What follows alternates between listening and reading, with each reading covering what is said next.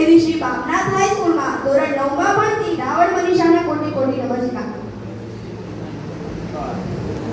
અહીં આ સ્ટેજ પર આજના શુભ અવસરે ધોરણ 9 ના પ્રવેશોત્સવ પર એટલે કે અમારા જ પ્રવેશોત્સવ પર મને બે બોલ કહેવાનો મોકો મળ્યો, તેથી હું આ શાળાના આચાર્ય શ્રી એવા રાજપૂત કીર્તિસિંહજી ગોવિંદસિંહજીને ખૂબ ખૂબ આભારી છું। અહીં મંચ પર બિરાજમાન મહેમાન શ્રી, મારા ગુરુજનો તથા વાલા વિદ્યાર્થી મિત્રો, આજે હું જે તમને કહું એ તમે શાંતિથી સાંભળશો એવી હું આશા રાખું છું। ઘર આખાની રોનક છે દીકરી, જીવનમાં ખીલેલ કમળ છે દીકરી, ક્યારેક તડકા છે મધુમત સુહાતી, તો ક્યારેક શીતળ ચાંદની છે દીકરી, તો કેમ પ્રતિબંધ તેના જન્મવા સામે આમય આવતી કાલ છે દીકરી। પરંતુ આજે આપણા પ્રગતિશીલ સમાજમાં દીકરીને જે સન્માન મળવું જોઈએ તે હજુ પણ મળતું નથી, તેમજ આધુનિક યુગ સમાજમાં મહાન કલંકની ભયંકર બધી પ્રવેશાઈ ગઈ છે, જેના કારણે આજે માનવજાત અશાંતિના આરે આવીને ઊભી છે। ગર્ભપાત એ જીવતા મનુષ્યની હત્યા છે। માતાના ગર્ભમાંથી માનવ બાળક ઉત્પન્ન થાય છે, પરંતુ કેટલાય લોકો દીકરી જન્મવાની હોય છે ત્યારે ગર્ભપાત કરાવી નાખે છે। આની પાછળનું મુખ્ય કારણ દહેજ પ્રથા હોવાનું જણાવ્યું છે। સૌ કોઈ જાણે છે કે દીકરી પાછળ કરિયાવરમાં લાખો રૂપિયા ખર્ચવા પડે છે, આને મુખ્ય કારણ માની શકાય। આપણો દેશ અને સમાજ ઘણી પ્રગતિ કરી રહ્યો છે, પરંતુ હજુ દીકરીને સન્માન મળતું નથી, કેમ કે દીકરીને આપણા દેશ અને સમાજમાં મહત્વ આપવામાં આવતું નથી। હાલ આપણા દેશમાં પુરુષોની સરખામણીએ સ્ત્રીઓની સંખ્યા ખૂબ ઓછી છે।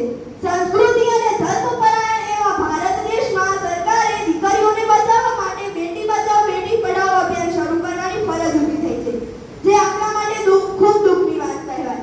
આની પાછળના ઘણા કારણો છે।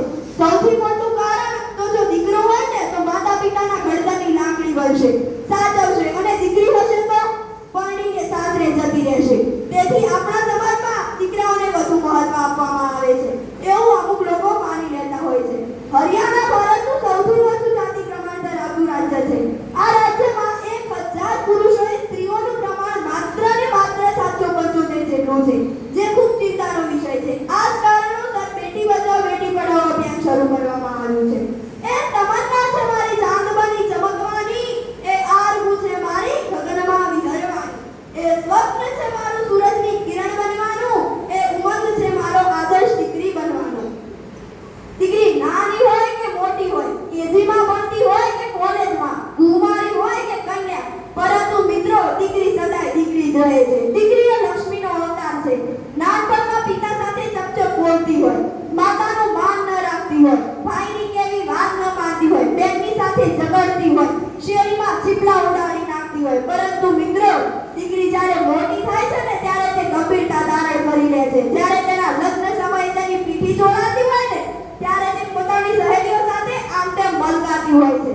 જ્યારે તેને ખબર પડે છે કે મારી જાન આ ગામમાંથી શેરીમાં આવી છે, ત્યારે તેને એક વિચાર થાય છે કે મારે આ વાવનો દરિયો છોડીને પારકાને પોતાના કરવાના છે। ત્યારે તેના પિયરના તમામ સંભાળા તેના હૃદયમાં ધરવી દે છે। સાસરિયા કે ગામવાળા પૂછે છે કે વહુ કરિયાવરમાં શું શું લાવે? અહીંયા કન્યાની લાગણીનો કોઈ વિચાર કરતું જ નથી। હકીકત તો એ છે કે સાસરિયામાંથી આવતી દીકરી બાપના ઘરેથી શું શું લાવી? એના કરતા બધું મૂકીને આવી છે। મા બાપ ઘર સમાજ બધું જ મૂકીને આવી છે। અહીંયા કન્યાની લાગણીનો કોઈ વિચાર કરે ને તો તેના સંસારમાં સુગંધ આવી જાય। શિયાળાની કડકડતી ઠંડી હોય, ચોમાસાના મેઘની રાત હોય અને પિતાના છેલ્લા શ્વાસ હોય। સાંભળજો ત્યાંથી, શિયાળાની કડકડતી ઠંડી હોય, ચોમાસાના મેઘની રાત હોય અને પિતાના છેલ્લા શ્વાસ હોય, તોય પોતાની દીકરી પોતાના પિતાને એક ચમચી પાણી નથી પીવડાવી શકતી। ત્યારે પિતા એમ કહે છે કે મારી દીકરીને તેડાવી લો, મારે તેનું મોઢું જોવું છે છેલ્લી વખત। આ અનમોલ રત્ન છે દીકરી। પૃથ્વી પરના તમામ દીકરીના મા બાપને મારા કોટી કોટી વંદન।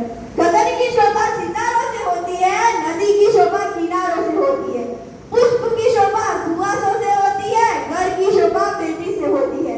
અહીં હું મારું વક્તૃત્વ પૂરું કરતા પહેલા બે વાક્યો કહેવા માંગુ છું।